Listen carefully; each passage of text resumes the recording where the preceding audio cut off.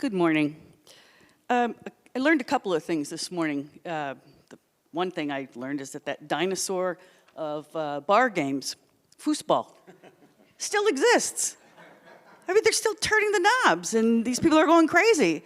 And the second thing I learned is that no one in this room is as good at foosball as you and our own John Whitfield. Yes.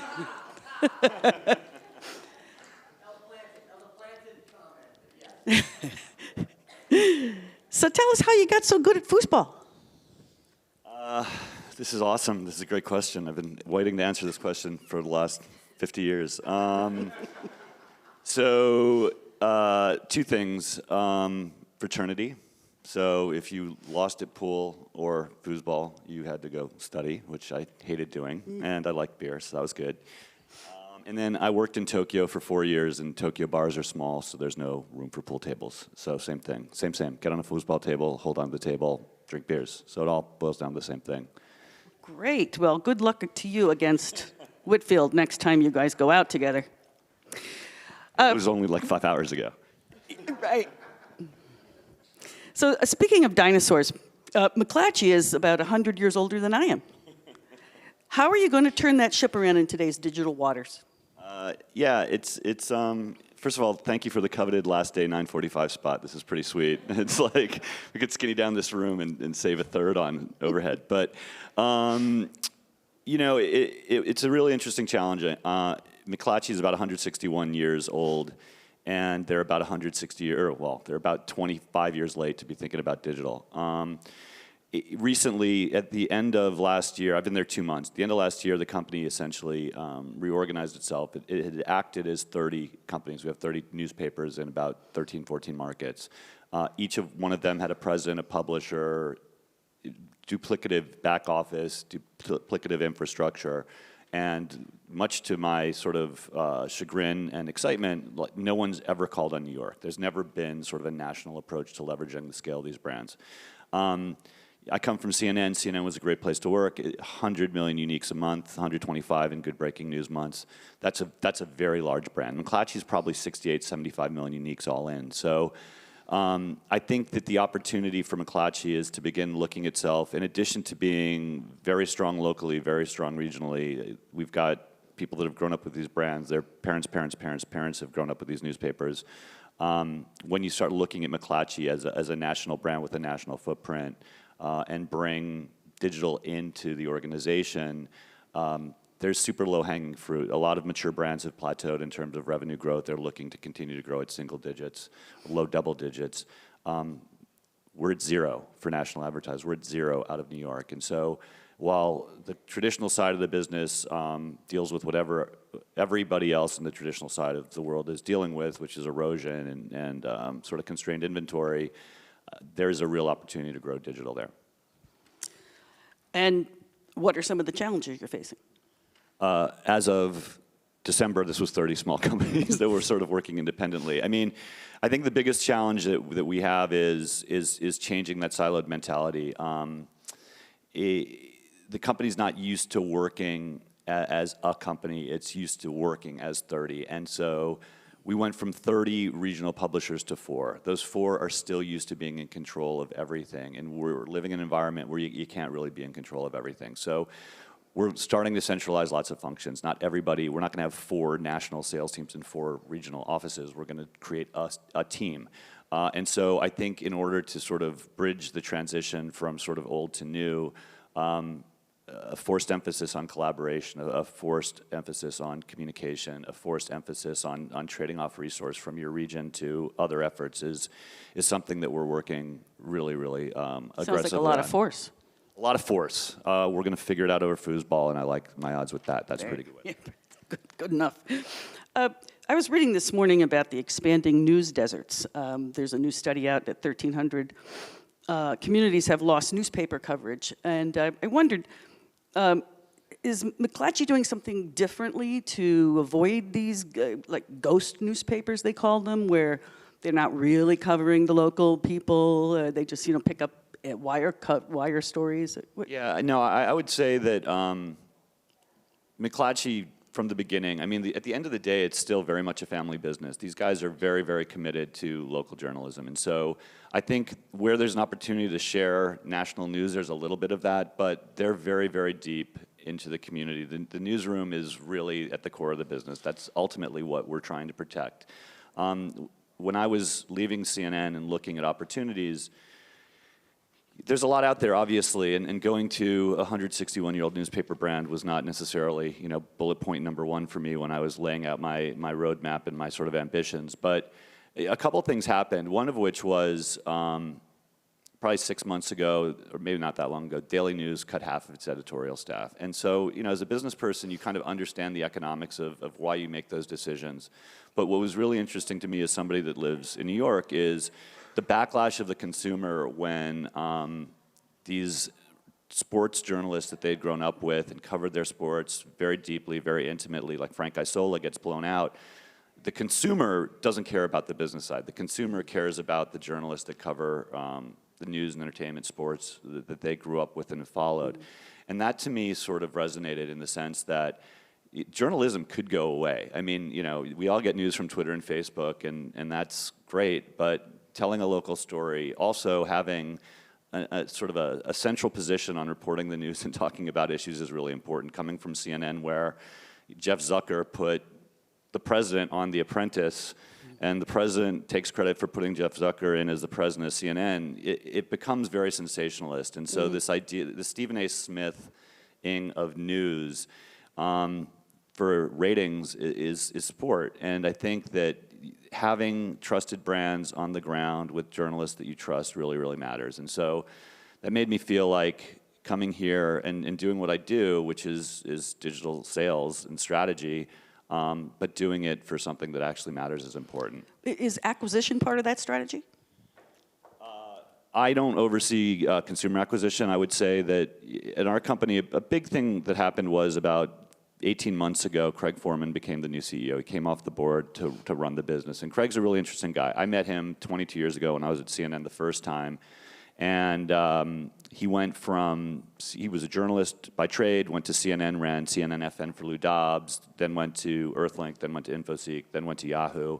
And he's been a venture capitalist for a while. And so when he sort of jumped in as CEO, that was a really important moment for us. He's made a couple big bets in terms of, well, I don't know if they're big bets, but he's put a couple people in place to really bring the company forward. So I came in to run sales. A guy by the name of Scott Manuel came in to run product, which is getting back to sort of the centralization, shared CMSs, things like that. But he brought in a guy from Yahoo, Grant Allaire, whose single focus is driving subscription and audience acquisition. And whether that's sort of converting people from sort of lazy users into subscribers or launching new products, has been his focus. And so an example is, I think in a week they stood up a sports subscription product in one market that's now been rolled out to 13 markets. So he's a very aggressive user acquisition guy and has been a huge addition to the company. So acquisition is very much a part of our focus. Obviously, no matter what we do, consumers are going to migrate away from linear to digital. And so we have to help that migration and make sure that people are staying with us at a point in the future where the newspaper, physical newspaper, doesn't exist.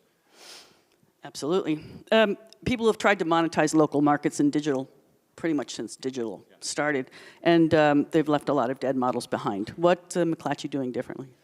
So, you know, I think our local business is pretty strong, pretty stable. I think there's a few things that we're doing, from sort of the mundane to the interesting. You know, number one is, you know, there's still a lot of $1,000 deals that get done, and one of the things we're moving towards is centralizing that and dropping that into a call center and trying to bring efficiency to something that, again, when you're in 30 markets, and this is the part that blows my mind that I'm actually going to talk about this, but when you have people selling obits and selling classifieds and things like that, you know, that's not necessarily a high-touch, sexy skill. That's just call volume. So we'll centralize that and make that business a little more efficient.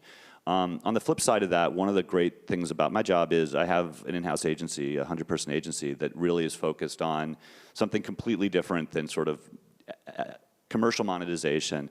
They're going into regional car dealerships and regional gyms and things like that, and basically helping them with their overall web strategy.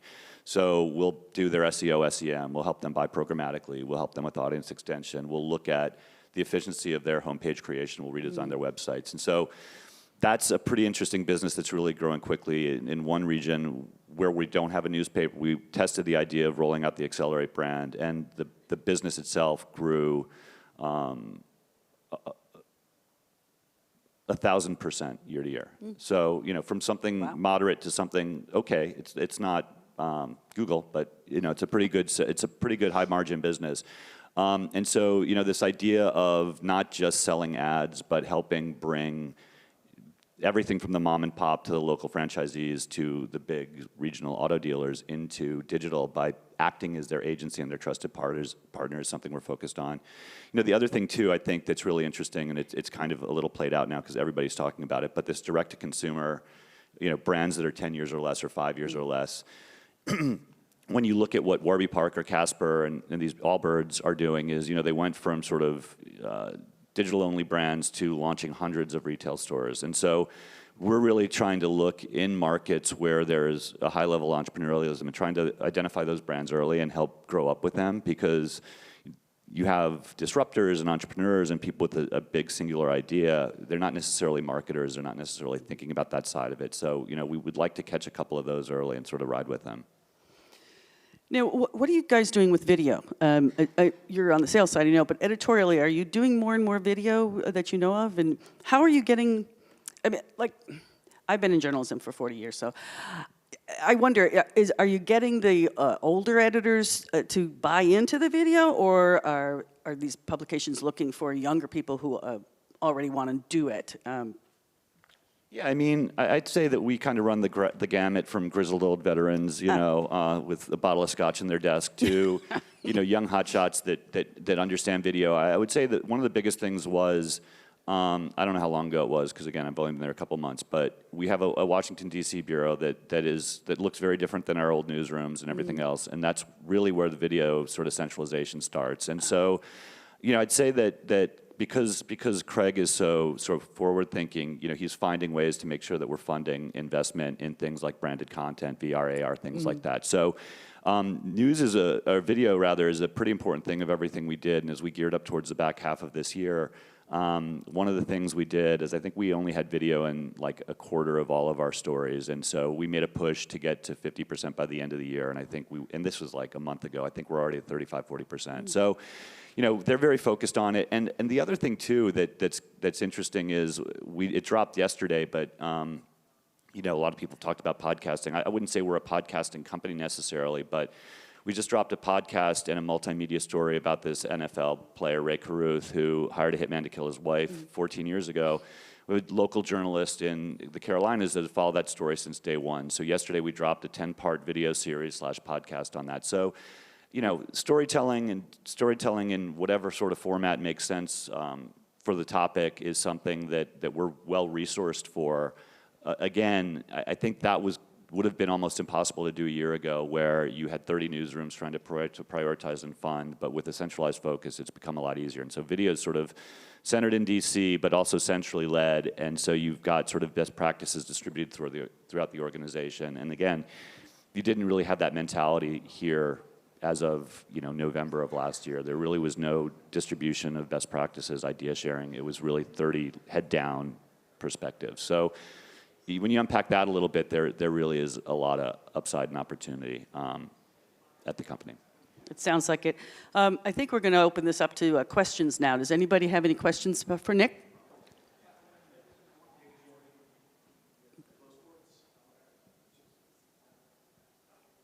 Nick again from Flow Sports. How do you view The Athletic? So they're a subscription-based company launching sports sites in all these local or cities around the country, and they're plucking the writers from a lot of newspapers. Do you think that's sustainable, and do you guys pay attention to that? Yeah, I mean, of course we pay attention to that. I mean, Frank Isol is a perfect example, right? He's the Daily News guy. He's over there now. I think if you asked my boss, he'd say, you know, economically it's probably not super sustainable because they're throwing they're putting out a lot of money to bring in those writers. We definitely compete with them, right? Because in the 30, you know, we've got a great Kansas City guy. We got great Miami writers. So I think we're very focused on keeping our people happy and giving them enough to do and retaining them. But of course, it's as a sports guy, I mean, who doesn't subscribe to The Athletic, by the way, because if I subscribed to everything that was interesting, I'd probably not be able to send my third kid to college. But, you know, it is a real thing. I think it is scrappy. I think that an Isola would not necessarily go there if he wasn't looking. But, you know, they've aggregated a really, really good bunch of local writers. I would say in Miami, they've come after us. In Kansas City, they've come after us. They've come after us in a bunch of places, and we've been able to hold on to most of our guys. So, but they're a real thing for sure. Great.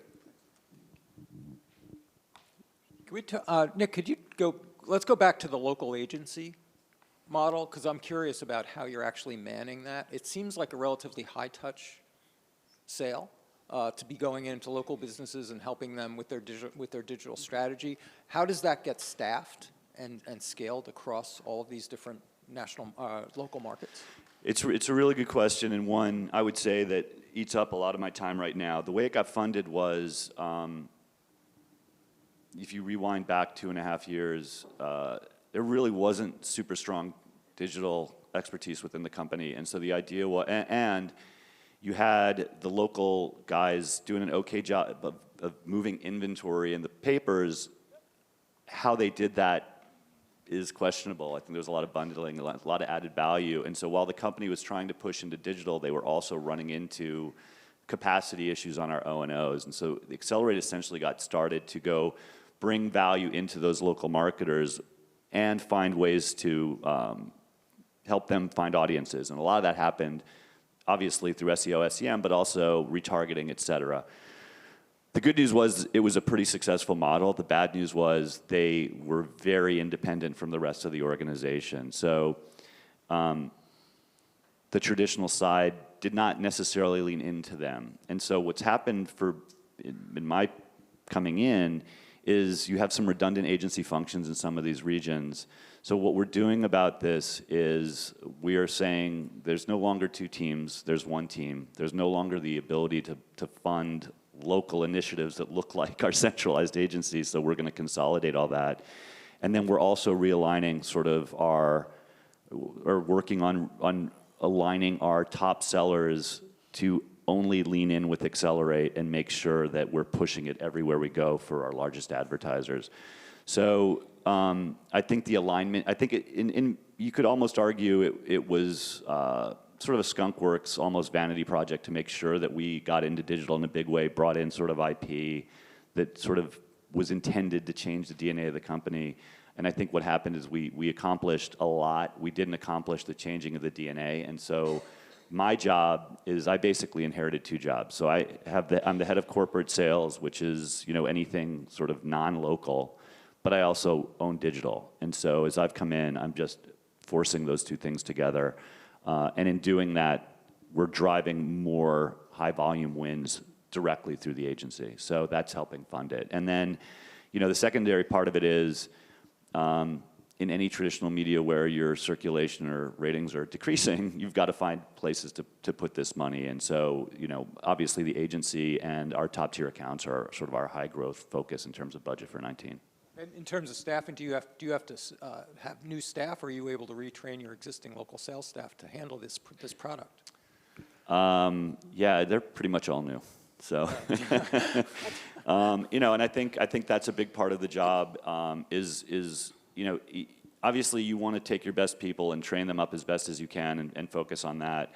But it's a very new strategy. So as I start thinking about rolling out a national team, I don't have the luxury of time. Like I can't hold hands and pat people on the head and hope that we figure out how to crack that business. I got to go hire people with Rolodexes who can go sell and make money from day one. So we're focused on all, but if you're launching something totally new, we're hiring. I'm curious, on that local level, are you competing with anyone in particular for that level of business? Are you taking them away from any existing provider, or are you simply introducing them to digital? It's a good question. I mean, I obviously have my own biases in terms of where I've come from. So in every market, we're competing with at least one or two, if not more, legacy brands, and we're competing with Google and Facebook like everybody else everywhere. So some of it depends. We have some category specialists that understand the automotive category at the local level really well. Those are the people we'd want to train up on digital. If we're hiring for the agency, we're going to hire people with real digital agency experience, or maybe SEO, SEM. It really depends. But I think net new heads are likely going to come in with a lot of digital experience, whether that's grounded in the newspaper industry or not.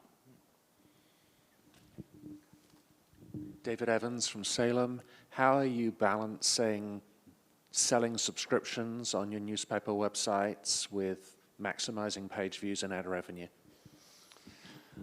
So I was in a leadership meeting like a month ago, and one of our editors asked us, are we just going to push out more pages and videos so you can monetize it programmatically? And I kind of said, you guys kind of think programmatic's a strategy, because that's our number one sales guy is a dude in Raleigh who is the programmatic guy. And I think right now the ARPU is really driven by the trade-off of programmatic revenue versus subscription, and that's the wrong model. So the real answer to the question is we haven't maxed out sort of monetization of our O&Os, and so we haven't had to do a real hard exercise yet on sort of unit economics of what happens if our subscription business is really killing it.